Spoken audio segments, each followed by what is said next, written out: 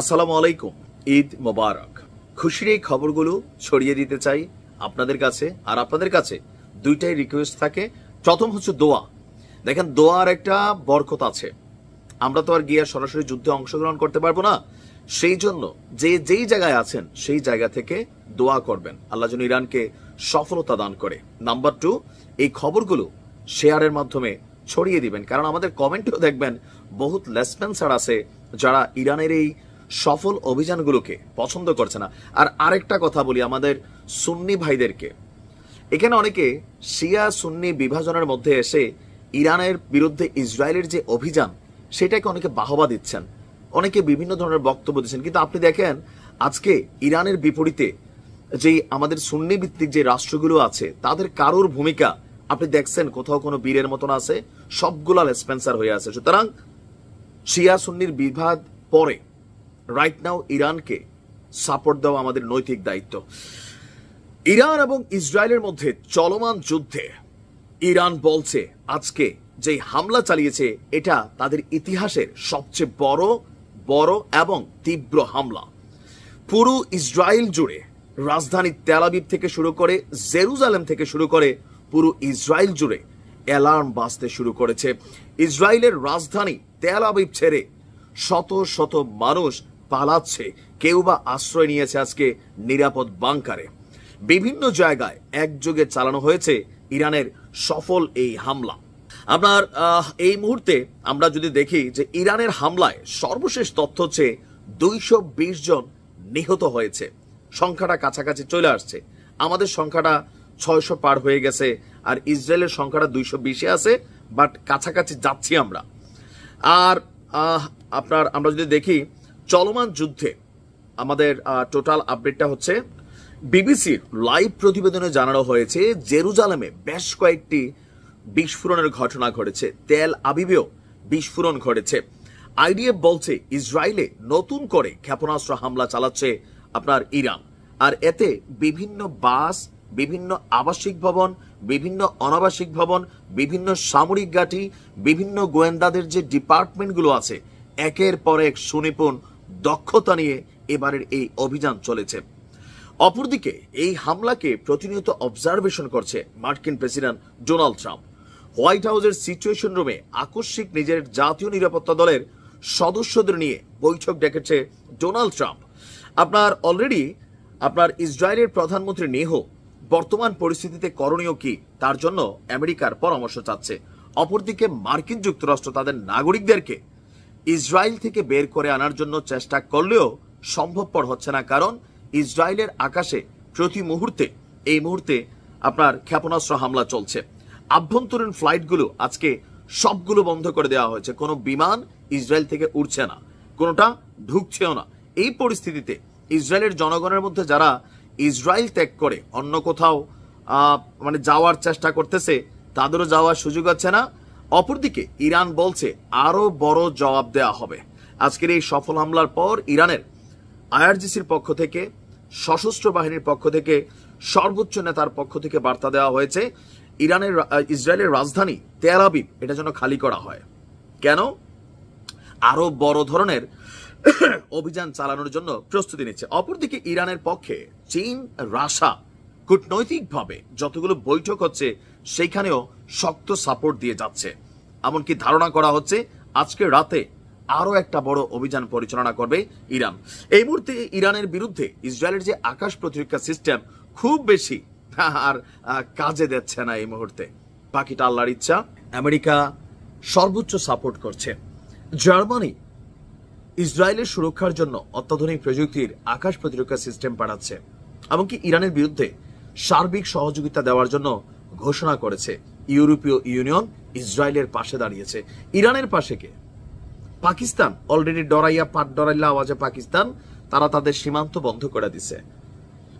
ইরানে পরমাণু হামলা চালালে ইসরায়েল পাল্টা হামলা চালাবে পাকিস্তান, এই বক্তব্য থেকে পাকিস্তানের প্রতিরক্ষা মন্ত্রী সইরা গেছে। সৌদির যুবরাজ শুধুমাত্র বক্তব্যের মধ্যেই সীমাবদ্ধ। বাট ইরান যাদের উপর ভরসা করে এই যুদ্ধটা করছে, চীন এবং রাশিয়া, তারা কিন্তু বেইমানি করছে না, তথ্যপত্র তাই বলছে। দর্শক, ইরান ইসরায়েল সংঘাতে গেল দ্বিতীয় দিনই নাম জড়িয়েছিল যে রাশিয়া এবং চীন ইরানকে মেশিনারিজ দিচ্ছে। আর সেই অভিযোগকে এবার বাস্তবে প্রমাণ করে দিল আন্তর্জাতিক গণমাধ্যমগুলো। বলা হচ্ছে যে গোপনে ইরানকে অস্ত্র দিচ্ছে চীন।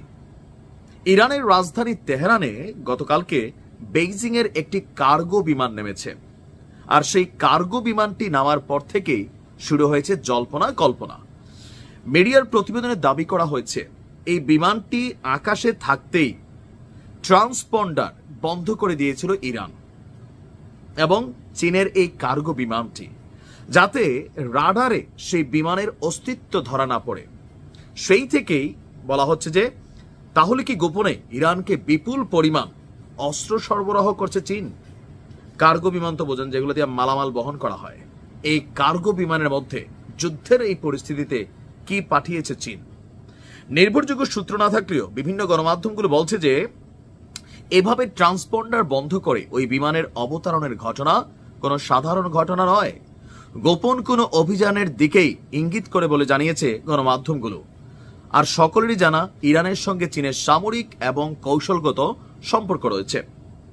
ইসরায়েলি গণমাধ্যমগুলো বলছে তাই ওই বিমানে সামরিক অস্ত্র অথবা নিষিদ্ধ কোনো পণ্য থাকতে পারে, যদিও এই খবরটি নিয়ে চীন এখন পর্যন্ত মুখ খুলছে না।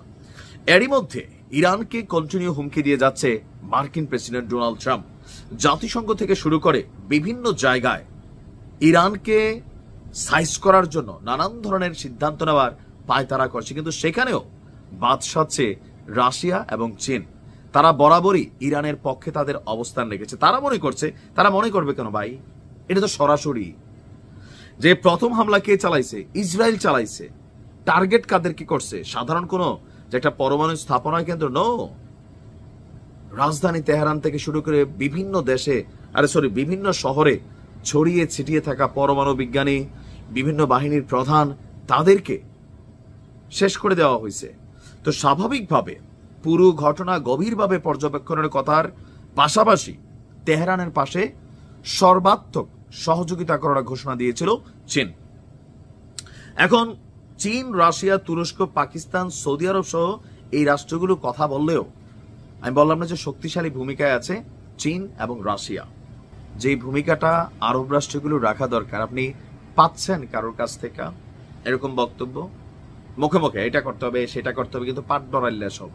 যদি আমি বাচ্চা থাকি, জীবিত থাকাকালীন, আর আমার ইউটিউব চ্যানেল বা ফেসবুক আল্লাহ আমার রাখে, আমি ওই দিন দেখতে চাই যেদিন পাকিস্তান রে ধরছে, এদের কাছে মেশিন আছে ভাই, তুরস্ক রে ধরছে, জর্ডান রে ধরছে, মিশর রে ধরছে, সৌদিরও একাংশে ধরছে, ওই দিন দেখা মরতে চাই যদি গ্রেটার ইজলি কখনো তৈরি হয়ে যায়। খুবই বড় ধরনের একটা দুঃসংবাদ। আর এমনকি আমি এটাকে কোনোভাবেই হালকা নিচ্ছি না। তো প্রথমে আল্লাহর কাছে এই মানুষটির জন্য দোয়া করছি, আল্লাহ যেন তাকে সুরক্ষিত রাখেন। একজন নেতা, একজন ব্যক্তি কি করতে পারে একটা রাষ্ট্রকে, তার প্রমাণ হচ্ছে ইরান। আর এই জিনিসটার ইফেক্টটা যদি আমি বুঝাইতে চাই, আমি এটা কেমনে বুঝি আপনারা, যেমন ধরেন বাংলাদেশে হেফাজত ইসলাম কি পরিমাণ তাদের কর্মী আছে, কতটা রাজপথে অ্যাক্টিভ ছিল, কিন্তু যখন মাওলানা মামুনুল হককে কারাগারে নিয়ে যাওয়া হলো, মাঠ থেকে এক পর্যায়ে হেফাজত ইসলাম নাই হয়ে গেছিল, তাই না? কর্মী ছিল কিন্তু মাঠে নামার সাহস পাচ্ছিল না। মাঝখানে আমরা আলোচনা শুনছিলাম যে ট্রাম্পের হস্তক্ষেপের কারণে সর্বোচ্চ নেতা খামেনি সাহেব তিনি এখন পর্যন্ত শাহাদাত বরণ করেন নাই। ইসরায়েলের টার্গেট ছিল যে খামেনিকেও শেষ করে দিবে, কিন্তু ট্রাম্প বলছিল এটাতে যুদ্ধ বেড়ে যাবে। গেল 3 থেকে 4 দিন ইরানের অনমনীয় অবস্থান, কন্টিনিউ যে হামলা অভিযান ইরান পরিচালনা করছে, দিন শেষে নেতানিয়াহু যে ঘোষণা দিয়েছে এবং তারা যা কইরা দেখাইছে, সবগুলা প্রধান কিন্তু শেষ, দ্বিতীয় ধাপের অনেক নেতাও কিন্তু শেষ। তো সেইখানে ইরানের প্রেসিডেন্ট অথবা আপনার খামেনি সাহেবকে ইসরায়েল চাইলেই, আমার ধারণা আজকে বললে আজকে তো পারবে না, বাট টুডে টুমরো এরা খায়া ফেলবে। দেখেন কি বক্তব্য দিছে ইরানের সুপ্রিম নেতা, খামেনিকে শেষ করার ইঙ্গিত দিয়েছেন ইসরায়েলের প্রধানমন্ত্রী নেহু। এক সাক্ষাৎকারে তার বক্তব্য হচ্ছে খামেনিকে শেষ করলে যুদ্ধ বাড়বে না, বরং যুদ্ধ শেষ হবে। আজকে আন্তর্জাতিক গণমাধ্যম এবিসি নিউজকে দেওয়া সাক্ষাৎকারে নেহু বলছে যে খামেনিকে যদি শেষ করার চেষ্টার ব্যাপারে তাকে প্রশ্ন করা হয়েছিল যে যুদ্ধাপরাধে অভিযুক্ত নেহু বলছে, দেখুন আমাদের যা করা প্রয়োজন আমরা তাই করব, এবং আমি এখন বিস্তারিত কিছু বলবো না, কিন্তু আমরা তাদের শীর্ষ পরমাণু বিজ্ঞানীদেরকে টার্গেট করেছি। যদি আমরা খামেনিকে শেষ করি তাহলে যুদ্ধ বাড়বে না, যুদ্ধ আপনার বন্ধ করবে। কারণ খামেনি যতক্ষণ নিঃশ্বাস নেবে ইরান ততক্ষণ বাতাসে উড়বে, আর খামেনি যদি নিঃশ্বাস নেওয়া বন্ধ করে দেয় তাহলে ইরান থেমে যাবে। ঘটনা কিন্তু সত্য। আপনি ইরানে যে আমাদের মরহুম প্রেসিডেন্ট শাহাদাত বরণ করেছেন ইব্রাহিম রাইসি, আপনি দেখছেন যে তখন ইরানের যে ভাব গাম্ভীর্য শৌর্য বীর্য, হঠাৎ করে মাসুদ পেজেশকিয়ান সাহেব যিনি আছেন বর্তমানে, কোনো না কোনোভাবে ইব্রাহিম রাইসির জায়গা তিনি পূরণ করতে পারেন নাই। বা রাইসিকে যেভাবে সমীহ করতো সবাই, কি টেকনিক কইরা ওনারে শেষ করে দেওয়া হয়েছে। এই পর্যন্ত যতগুলো টার্গেট কইরা এরা অভিযান চালাইছে সবগুলোতে এরা সফল, এটা কিন্তু সত্য। এমনকি বইলা কইয়া অভিযান চালাচ্ছে এবং কি অভিযানকে ঠেকানো যাচ্ছে না। তো সেই ক্ষেত্রে প্রধান নেতাকে নিয়ে বা সুপ্রিম লিডারকে নিয়ে নেতানিয়াহুর এই বক্তব্যকে হালকা নেওয়ার সুযোগ নেই। এখন আমার মনে হয় ইরান অফকোর্স এগুলোতে কনসার্ন রাখতেছে, আমাদের কথা তো ইরানের কানে যাবে না, বাট ইরানের উচিত খামেনি সাহেবকে দুর্ভেদ্য যে পরমাণু হামলা হলেও যে বাংকারগুলো ক্ষতিগ্রস্ত হবে না এমন বাংকারে রাখা উচিত। কারণ আপনারা দেখেন যে নর্মাল বাংকার আর যে ভূগর্ভস্থ বাংকার পার্থক্য আছে। নর্মাল বাংকারকে গুড়ানোর জন্য আমেরিকার কাছে বোমা আছে। যে ইরানে যাওয়ার পরে আমাদের বীরদের প্রধানকে যে শেষ করেছে দেখছেন তো, সুরক্ষিত একটা বাংকার ছিল, বাংকার গুড়াইন্না জিনিস দিয়ে এরা হামলা চালাইছে যেন বাংকার ধৈসা পড়ে। তো তার মানে ইরানকে সর্বোচ্চ কনসার্ন করতে হবে। তবে আমরা এতটুকু বিশ্বাস করি আল্লাহ যেদিন খামেনি সাহেবের মৃত্যু রাখছেন সেদিন হবে, বাট সচেতন থাকা জরুরি। আল্লাহ হেফাজত করুক। আসসালামু আলাইকুম।